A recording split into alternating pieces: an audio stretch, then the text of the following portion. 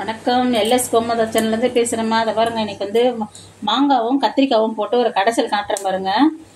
அதுக்கு தேவையான பொருள் பாருங்கள்: வெங்காயம், தக்காளி, பச்சை மிளகாய், பூண்டு. நம்ம இஷ்டமாக எவ்வளோ வேணாலும் போட்டுக்கலாம். நம்ம பூண்டு நிறைய இருந்தால் நல்லாயிருக்கும். அதுக்கு வந்து நான் ஒரு பக்கம் ஒரே ஒரு பத்தை மட்டும் மாங்காய் அரைச்சி வச்சுருக்கேன். கத்திரிக்காய், கருவேப்பிலை, தாளிப்புக்கு கடுகு, உளுந்து, காஞ்ச மிளகாய், சீரகம். அதுக்கு வந்து வெறும் மிளகாத்தூள் கொஞ்சோண்டு, மஞ்சள் பொடி, உப்பு. இதுக்கு தேவையான பொருள் இவ்வளோதாம்மா. எப்படி செய்யலான்றதை பார்க்கலாம். கடாயை வச்சுட்டேன்.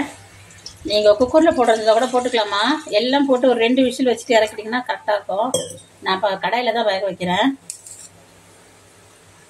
பாருங்க, பூண்டு, கத்திரிக்காய், வெங்காயம், தக்காளி, பச்சை மிளகாய், மாங்காய் இதெல்லாம் கொஞ்சம் வேகட்டும். அதுக்குள்ள நான் கத்திரிக்காய் அலசி தாமா வச்சுருக்கேன். நான் போட சொல்ல அரைஞ்சி போடுறேன். இல்லை கருப்பாடு நான் அறியல, போட சொல்ல நான் அரைஞ்சி போடுறேன். இந்த பாருங்க, கொஞ்சம் சின்ன சின்னதாக கட் பண்ணி போடுங்கம்மா. கத்திரிக்காய் கையில் கட்டுங்க. இந்த பாருங்க, இந்த சைஸில் கட் பண்ணி போட்டுக்கோங்க.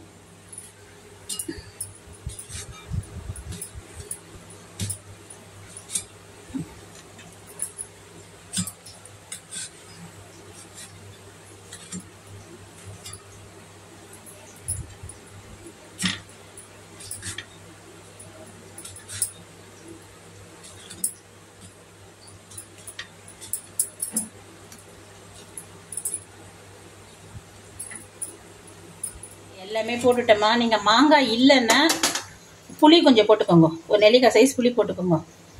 பாருங்க, மஞ்சள் பொடி போடுறேன். இது வெறும் மிளகாய் தூளுமா கொஞ்சோண்டு போடுறேன். இப்போ ஏன்னா ரொம்ப பச்சை மிளகாய் போட்டால் ஆகாது. ஒரு அரை ஸ்பூன் தான் இருக்கும், நான் போட்டிருக்கேன். உப்பு இப்போ போட்டிங்கன்னா கத்திரிக்காய் வேகாதுமா. நம்ம கடையை சொல்ல உப்பு போட்டுக்கலாம்.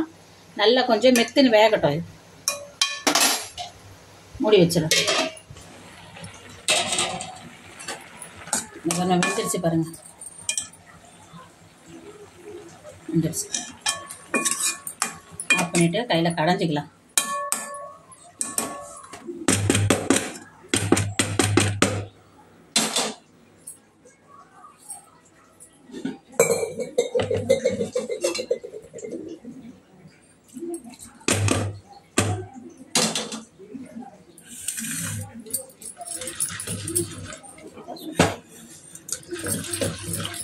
கடைஞ்சிடலாம். நீங்கள் இட்லிக்கு கூட நல்லா இருக்கும்மா. ஆனால் இட்லிக்கு வந்து மாங்காய் கூடாதுங்க.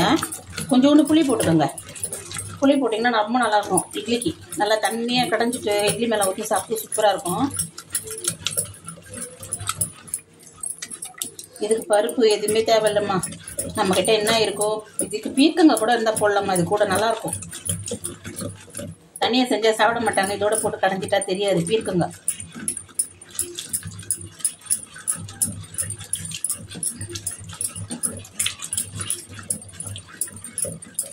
உப்பு போடலாமா. நான் உப்பு போட்டுக்கிறேன்.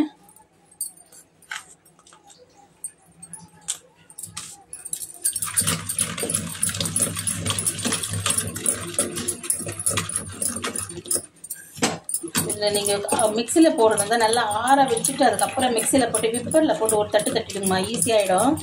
கடைய முடியலைன்னா உங்களால் விப்பரில் போட்டு ஒரு தட்டு தட்டிடுங்க.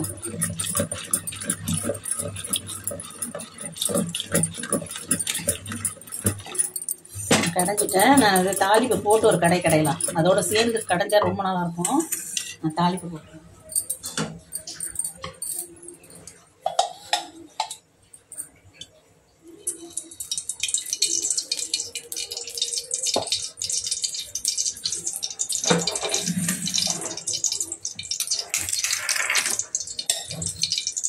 அது இல்லைன்னா நல்லெண்ணெய் என்ன ஊற்றும்? நல்லெண்ணெய், அந்த கடலெண்ணெய். கடலெண்ணெயா? கடலெண்ணெய். என்கிட்ட வடகம் இருக்குமா, அதனால நான் போடுறேன். அப்படி இல்லைன்னா நீங்கள் கடுகு, உளுந்து, பூண்டு தட்டி போட்டு சீரகம் போட்டுக்கிறது பாருங்க. தாளிப்பு வடகம் என்கிட்ட இருக்கு, நான் அதை போடுறேன். ரொம்ப நல்லாயிருக்கும். இதுக்கு இந்த வடகம் போட்டு தாளிச்சிங்கன்னா கீரைக்கு இதுக்கெல்லாம் வடகம் நல்லாயிருக்கும். நான் ஒரே ஒரு காஞ்ச மிளகாய் போடுறேன். உங்களுக்கு வேண்டான்னா போடாதீங்க. வடகம் இல்லைன்னா கடுகு, உளுந்து, 2 சீரகம், பூண்டு நல்லா தட்டி போட்டு இந்த வாசனை வர வரைக்கும் வறுத்து போட்டு நல்லா இருக்குமா. பொரிஞ்ச உடனே போடலாம். செவக்கட்டை நல்லா.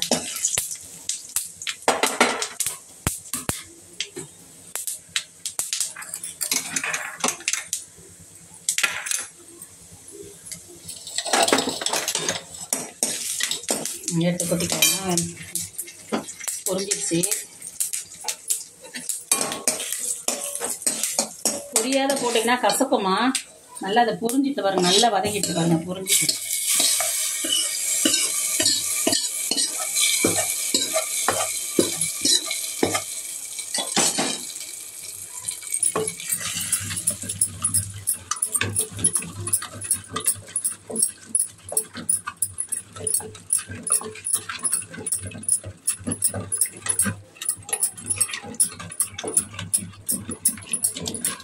இது பஜ்ஜி சூப்பராக இருக்குமா. அது கருவாடு நல்லாயிருக்கும், வாழைக்காய் நல்லாயிருக்கும், உருளைக்கிழங்கு தொக்கு நல்லாயிருக்கும், எல்லாமே அந்த வறுவல் ஐட்டம் எல்லாமே இதுக்கு நல்லாயிருக்குமா. தொட்டுன்னு சாப்பிட்றதுக்கு ரசம் சாதத்தை தொட்டுன்னு சாப்பிட்டும் சூப்பராக இருக்கும் இது.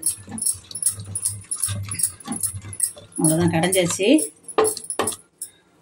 நான் செஞ்சுட்டேன். ரொம்ப தண்ணியாக வச்சுக்காதீங்க. டிஃபனுக்கு இருந்தால் கொஞ்சம் தண்ணி போட்டுக்கலாம். நம்ம சாப்பாட்டுக்குன்றதுனால ரொம்ப தண்ணி ஊற்றலை, திட்டமாக தான் வச்சுருக்கேன். நான் வடகம் போட்டதுனால கருவேப்பிலை போடலம்மா. நான் வடகம் போடலன்னா கருவேப்பிலை போடுங்க, அப்போ தான் நல்லாயிருக்கும். இதுட்டு நல்லா வாசனையாக நான் சும்மா மேலே போட்டிருக்கேன் ஒரே ஒரு கருவேப்பிலை. பாருங்கள், செஞ்சு சாப்பிட்டு பாருங்கள், எப்படி இருக்குதுன்றதை கமெண்டில் சொல்லுங்கள். லைக் பண்ணுங்கள், ஷேர் பண்ணுங்கள். எல்எஸ் குமார் சேனலுக்கு சப்ஸ்கிரைப் பண்ணுங்கள். நன்றி, வணக்கம்.